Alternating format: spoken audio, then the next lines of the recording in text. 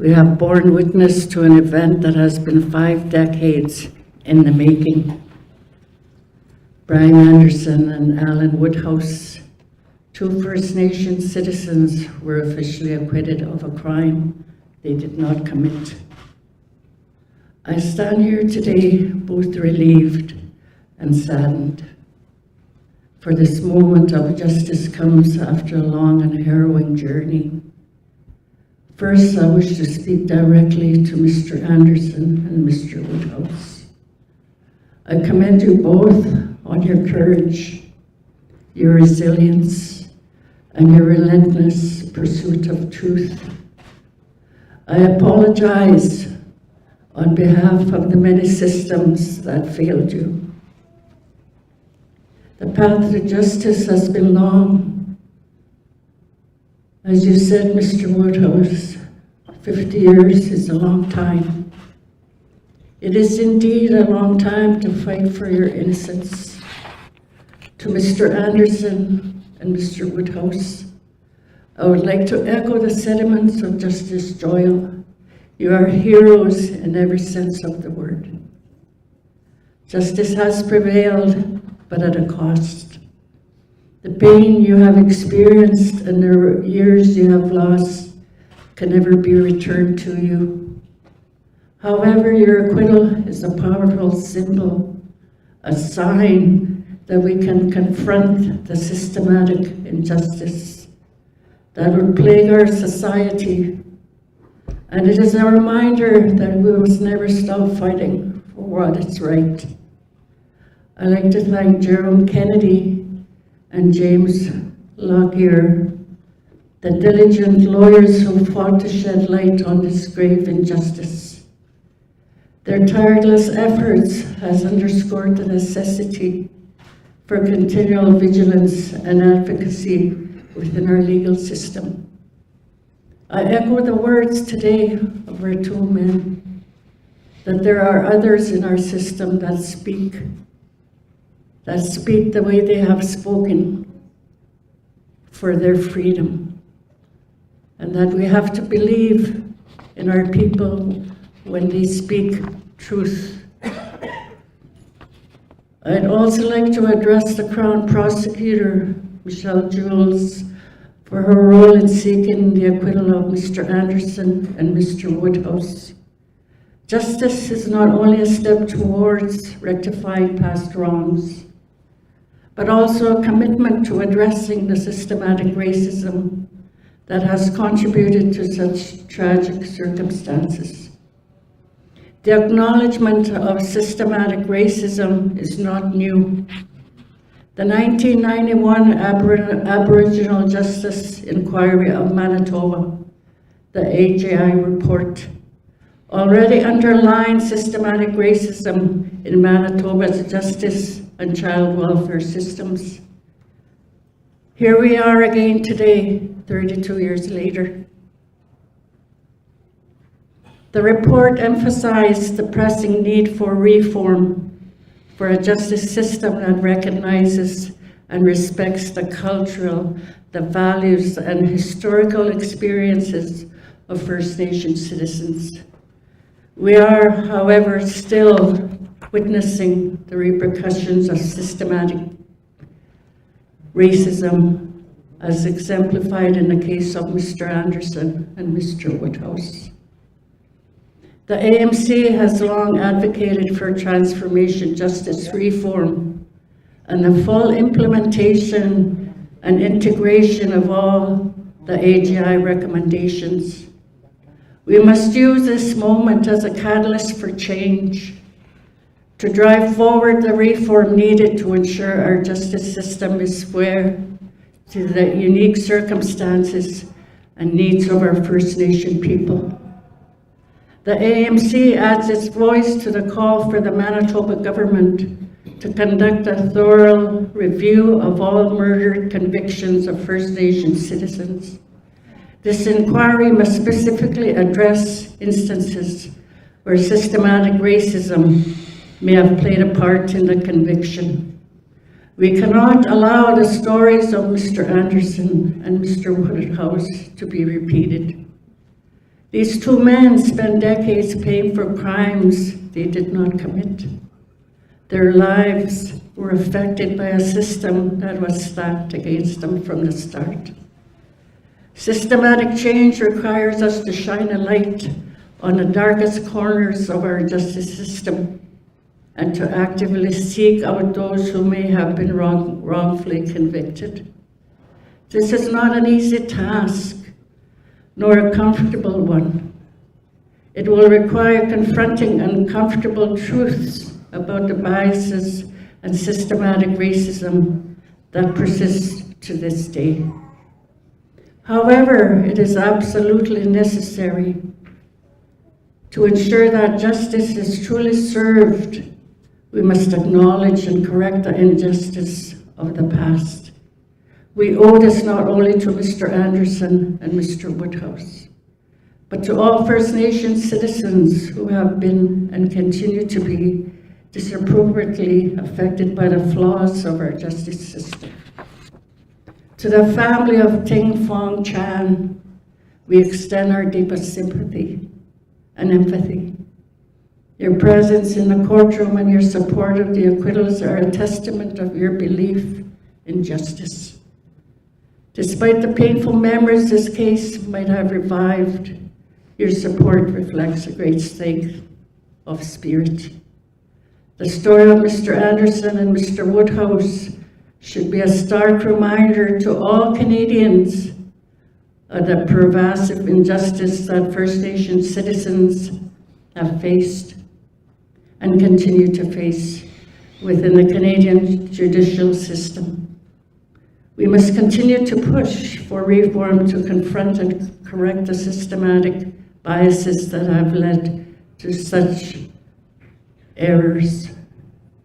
Let us never forget this moment, this hard-won victory for justice. Let it be a turning point, a moment that can resolve us to fight even harder for the fairness and equality in our justice system.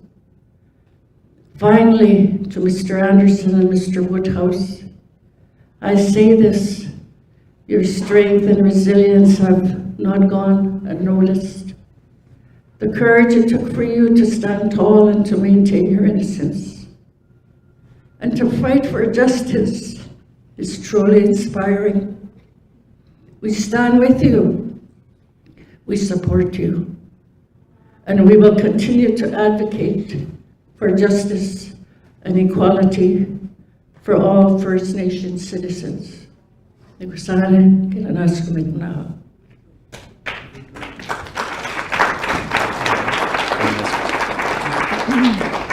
Thank you, Chief Merritt. Could you bring everything down this way, please? The tray. The tree.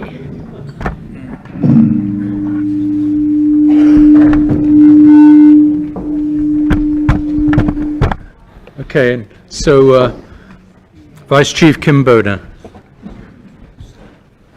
Good morning. My name is Kimberly Bowden. I'm the National Vice Chief for the Congress of Manitoba Peoples. My office is located actually in Ottawa. I've held the Justice file for the last 7 years. Prior to that, I was the president in Saskatchewan. I'm a descendant actually of the Red River Métis here in Manitoba, as well as a descendant of Treaty 6 territory in Alberta on my mother's side. Now I'm here today. I want to take my hat off to what happened in terms of court with respect to Mr. Anderson and Mr. Woodhouse. You know, I look at them as warriors and they're honorable people. And James I got involved with James in terms of Innocence Canada about 2.5 years ago, I believe. And it was with respect to the Quezan sisters, Odelia and Narissa, who were incarcerated and tied up with the justice system for 30 years. With the work of James and that, they secured the release of them on bail, so the clutches are still held onto them today. I'm hoping Mr. Lametti will actually make a decision on that, because we don't want to be going on for the next 5 years. That was a very, very important case.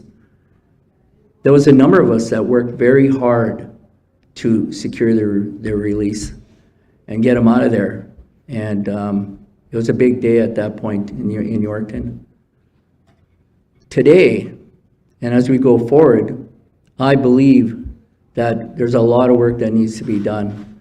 And the purpose for today is to address the systemic racism within the system itself, but also to reach out to people, particularly Indigenous people, who are tied up in the system, who shouldn't be there. I mean, we had a report, for example, from Senator Kim Pate with respect to 12 Indigenous women. 2 of them are Odelia and Narissa. 1 has since passed away. And I want to throw something else in there that I heard in terms of distributing information. One of the women that had actually applied for the MAID program, and Kim Pate actually had to step in to stop that. And that's just another form of genocide on our Indigenous women in Canada. And it was really sad to hear that. So, and MAID is actually going to be a big issue. I don't know if you guys know this, but there was 9 applications put forward last year from people in the prison system, and 4 of them were Indigenous men who decided to go that route. So we have a lot of work to do. Our people have given up on the justice system. I also sit on the National Indigenous Advisory Committee for Corrections Canada. I can tell you it's going to be a lot of work, even to get the information out to our people that are tied up in this system. And I say that because corrections does a phenomenal job of cutting people off from their supports, from their family. They move them all over the country, from one place to another, BC to Quebec, to all the way to the East Coast, for the sole purpose of dividing families. One example was Narissa and Odelia never saw each other for 20 years. Couldn't even talk to each other. The only time they saw each other was when their mom had passed away at a funeral. So, but this is the ongoing story that I hear all the time. I get calls from people in prison. Matter of fact, last week I got 3 calls from 3 young Indigenous people here in Winnipeg from Stony Mountain, asking for assistance to be treated like human beings. And that's the problem. All right, the system is dehumanizing our people, and we got a lot of work to do. So I want to stress that. I really also want to point out that we as national leaders and provincial leaders and that regional, we all need to work together. Because I can tell you, once you get into that system, it doesn't matter if you have a status card, treaty card, Métis card, it's irrelevant. You get treated like garbage, put it that way. Dehumanized. And so we have a lot of work to do. So I just want to say that. I mean, most of a lot of the things were covered this morning here, and I applaud that. So thank you. All right, just to wind up, and then if there are any questions, so we're open to that, obviously. But I do know that Jerome Kennedy and I are privileged and honored to be sitting here with Brian and AJ and 3 leaders in the Indigenous community. And we're here to put into motion that turning point that Chief Merrick, you just talked about. What a tribute to Brian Anderson and AJ if their case becomes a turning point. And there's no reason why it shouldn't be a turning point for our justice system. Their case is a national story. It's in the national consciousness. And I think the people of our nation of our whole nation, will be supportive of any attempts to avoid other miscarriages of justice, or at least discover and uncover other cases of miscarriages of justice that have already happened to Indigenous men and women. So to repeat, we're here today, Innocence Canada. We're a small organization, but we do our best at a national level. Chief Baudin just told you about the 2 Cusant sisters convicted of murder in 1993, a murder they didn't commit, for which they were in jail until just 3 months ago, when, as you just heard, they were released on bail in Yorkton, Saskatchewan, in the King's Bench of that province, as opposed to the King's Bench of Manitoba yesterday. So we're getting to see the problems, not just in one province, but across Canada, not just for men, but for women. And that's why we're here now, trying to begin a consultation with you, the leaders, and with Brian and AJ with us, to help us along, to lead us, in fact, along the road to finding other cases of miscarriage of justice. That's our primary concern. Individuals sitting in jail for crimes they didn't do because of systemic racism. And if today's a turning point, then God bless, we need it, and this is a good time for it. Thank you. We're open to questions to whoever you want to ask them of, and we'll just make sure the mics get passed around.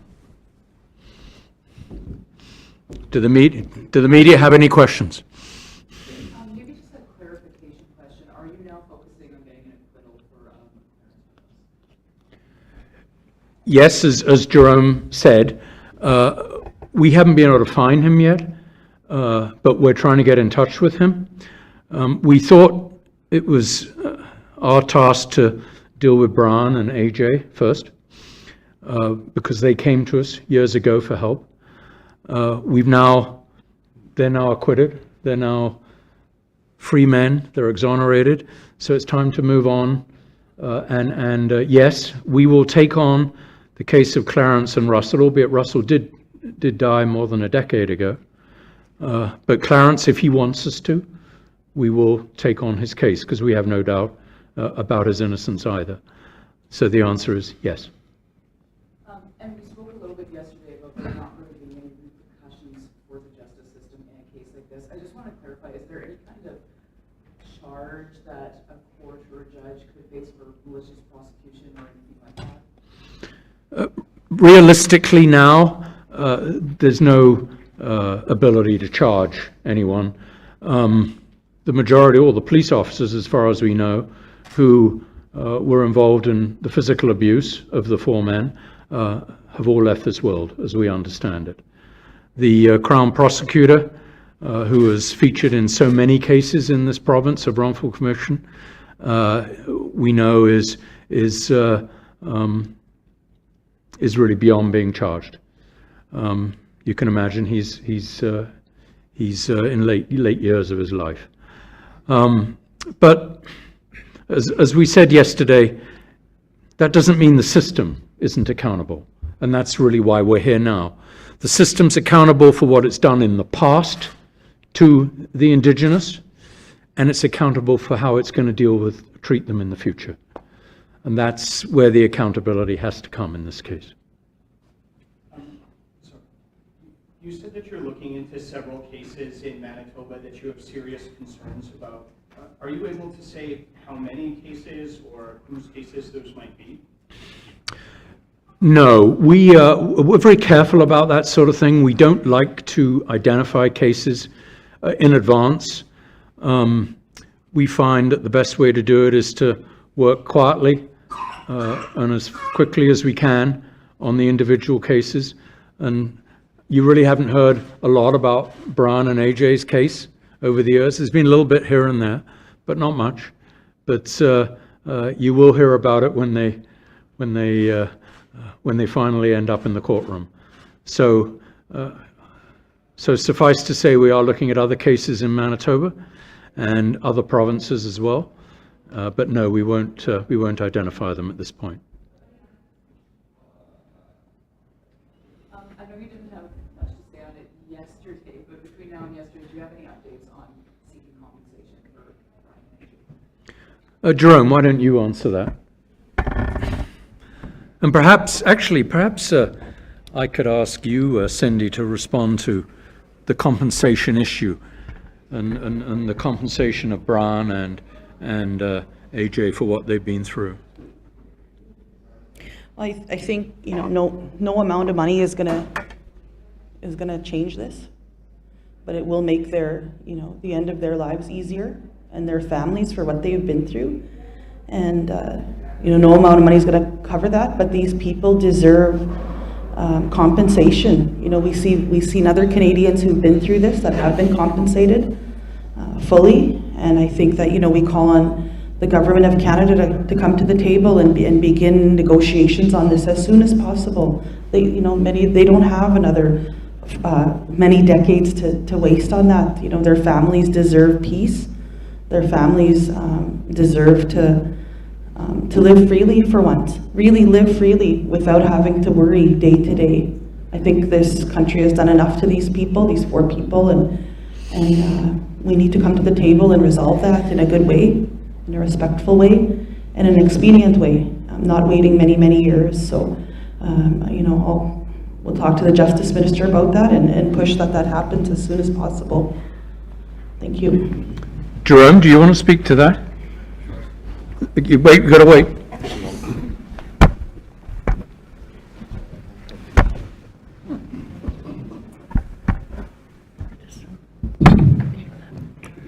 Yeah, thank you very much, James. I'd issue the same kind of call that Cindy has just put out there, and I echo her comments.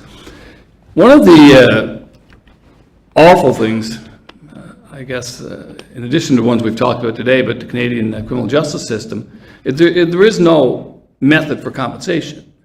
So what happens is, if someone's been wrongly convicted, then it's left to deal with the very people who put them in jail, and they've suffered for years because there's no formula, there are no guidelines. And so there has to be negotiation on an individual case with government.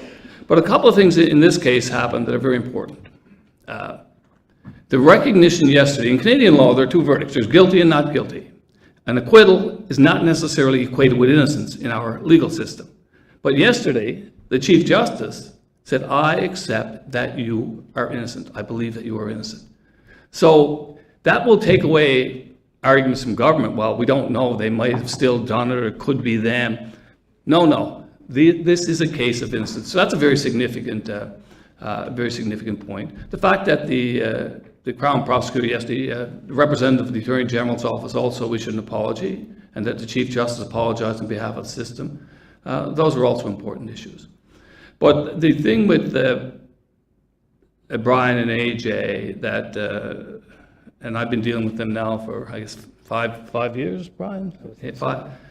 We've never talked about that, because our focus has always been to establish that they are innocent, that they were wrongly convicted of a crime that they did not commit, that as a result of systemic racism and the brutish actions of a police force, the unethical conduct of a Crown, they ended up in jail.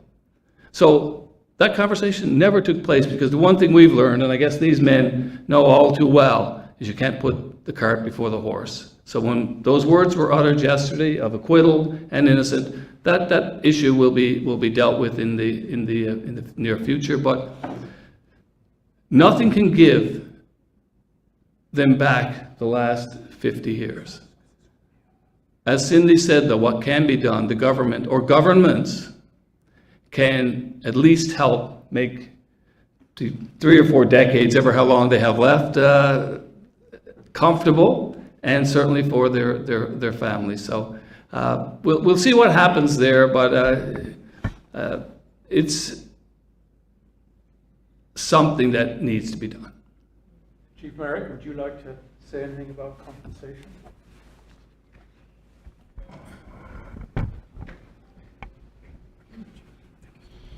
There was precedents that were set in Canada in terms of our Aboriginal men that were found innocent. And within Manitoba here, I believe that they should be compensated to the highest extent, as to the largest amount that they can get should be given to them for the 50 years that they've been in a system where they were innocent. So that's what That's the call that I make in terms of the Assembly of Manitoba Chiefs. Thank you. Here, can we come back to Steve? I'm not sure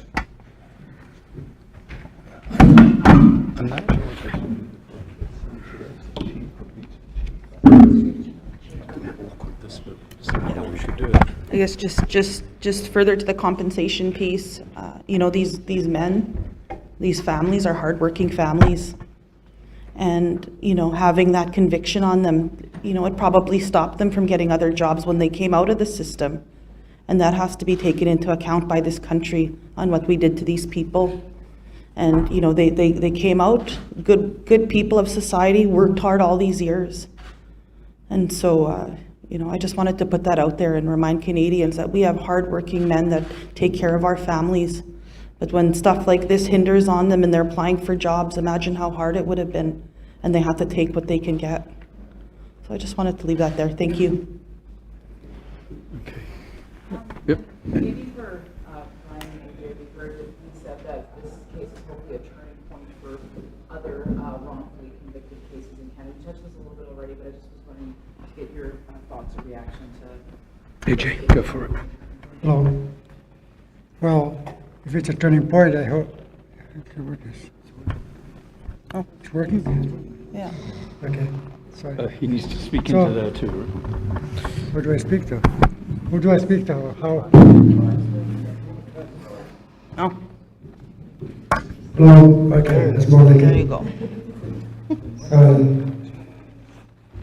Well, if this is a turning point, I hope it is.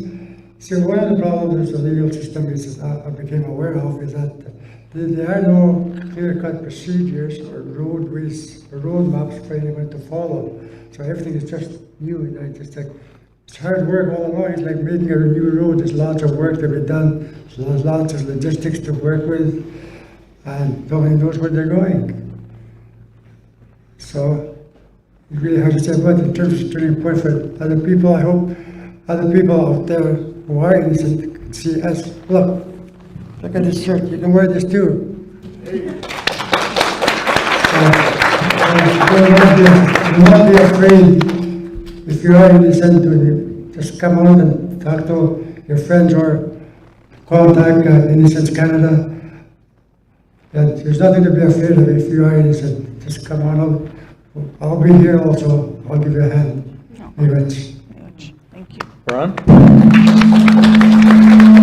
Pass it to Brian.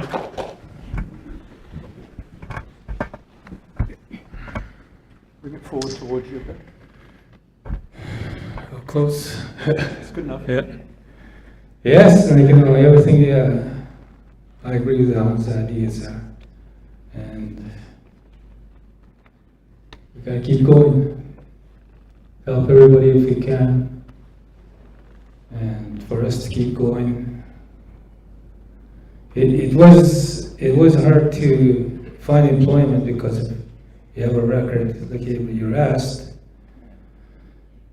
When you put in an application for work somewhere, and you have to try and hide that you just came out of jail. If you bring that up, well, chances are no good. So a lot of times I have to hide that. Yeah, that's it.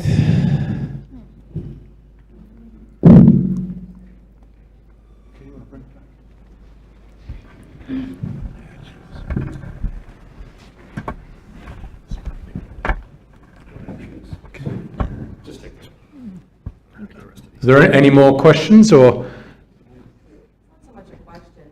I'm Mel from Manitoba Voices and we represent Indigenous. Could you come forward and speak into the mics? Do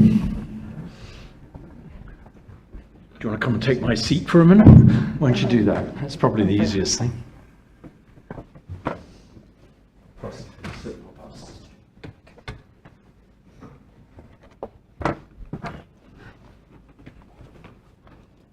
Go ahead. Thank you. I'm Mel Critch. I'm from Manitoba Moon Voices. We represent Indigenous women and gender diverse people in the province of Manitoba. We are also a provincial territorial member of the Native Women's Association of Canada. And I value you. We need all parts of our circle for our communities to be well. And when we talk about compensation, I believe that you guys deserve the most compensation that you are entitled to. But I also want Canadians to know that you've taken away from our communities. I'm not part of your community, but I know my father taught me how to hunt, how to fish, how to trap. He taught my children, he's taught other people's children, and those children have lost something. For 50 years, those children have lost something. There is a hole left in their community. I've been to your community, it is beautiful. Canadians should consider what our communities are losing by these actions, by this racism and discrimination. Because we need all parts of the circle. Our sons, our daughters, our two-spirit children, they need their fathers. They need their uncles. They're important. Miigwech.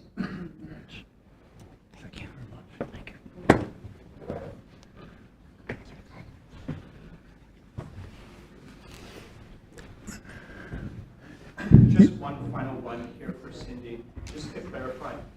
What you guys are asking for is for multiple levels of government, including Indigenous governments, to come forward and come together and create like a task force or a committee that's going to address cases where people are potentially wrongfully convicted. Is that correct? Absolutely. Yeah. Does the Innocence Project, do you guys need more funding, or is there something that you guys are asking for? Well, I think that's something that we have to work out together. And, this is so new. This is a turning point, like we had said. And I think that it's important that the federal, provincial governments, as well as First Nations governments, come together and find a way through this, because we have all these reports, the AJI report, all these different reports. We have the TRC calls to action. So we have all this stuff sitting on these shelves, even the Missing and Murdered Indigenous Women and Girls report. But, we need action. No more reports, action. Yeah, thank you. Sorry. Have you had consultations with provincial officials or federal officials? Like, are they at the table and willing to have a dialogue with you about this? Well, I'm sure after this they will. Yeah. Thank you, sir. Yeah.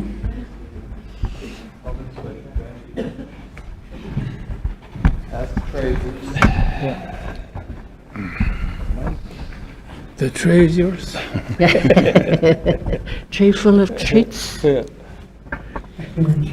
Because I'm the last one.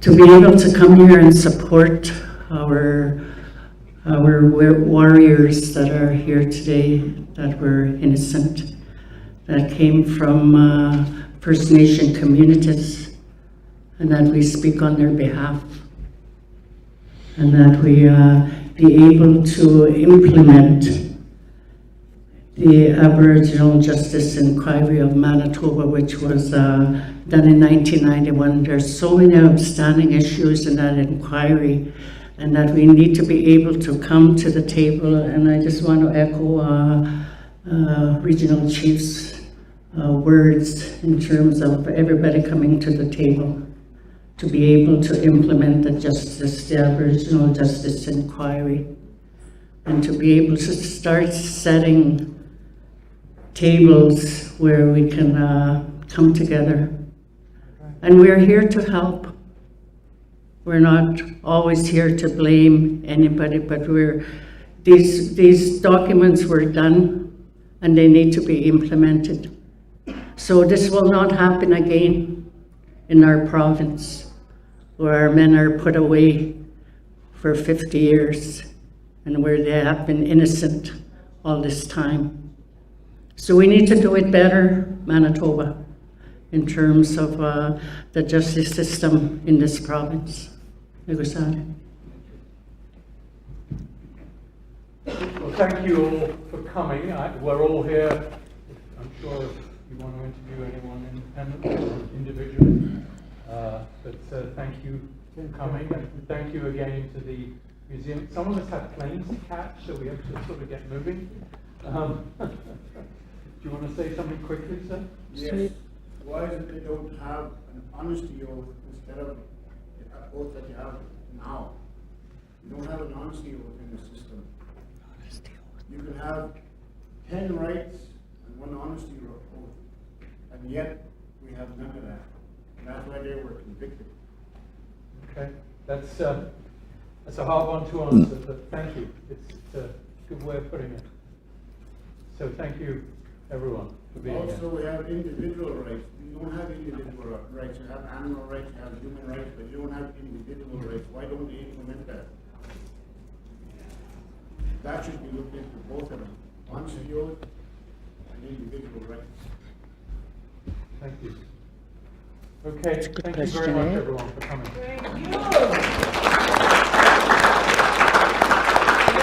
Thank you very much for coming today.